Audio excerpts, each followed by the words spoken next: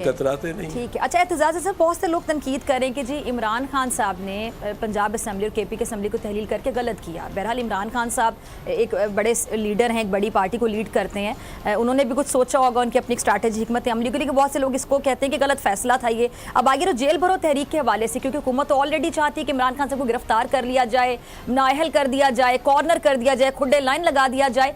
अब ये जो जेल भरो तहरीक है, इसका मुस्तकबिल क्या देखते हैं? कुछ दिन पहले राना सनाउल्लाह साहब को मैं सुन रही थी, वो कह रहे थे कि जी हमारे जेलों में इतनी जगह जरूर है कि जिसको हमने पकड़ना है उनके लिए हमारे पास इंतजाम पूरे हैं। तो जेल भरो तहरीक आपको कामयाब होती दिखाई देती, नाकाम होगी?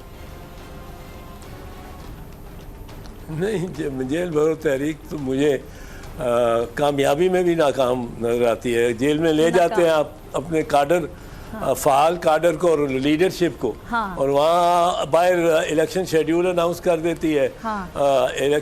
इलेक्शन कमीशन और चीफ इलेक्शन कमिश्नर की एक हॉस्टिलिटी तो है। अब वो अगर अनाउंस कर देते हैं और आप अंदर बैठे हुए हैं, आपका तो एक ही जरिया था लोगों से कांटेक्ट करने का और रीच आउट करने का, वो ये जो आप तकरीरें और press addresses to the nation कर रहे हैं, वो भी गया। आपकी लीडरशिप भी सारी अंदर हो गई। आपके वर्कर्स को अंदर नहीं करते, वो उनको गिरफ्तार करके शहर के 40 मील दूर बसों में बिठा के उतार के रात को आ जाते हैं। तो ये तो बड़ा एक मतलब है।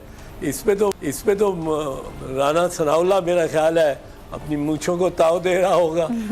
ये तो अच्छा, एक सवाल मेरे ज़हन में आया, आपकी मौजूदगी का फ़ायदा उठाते हुए, आप इमरान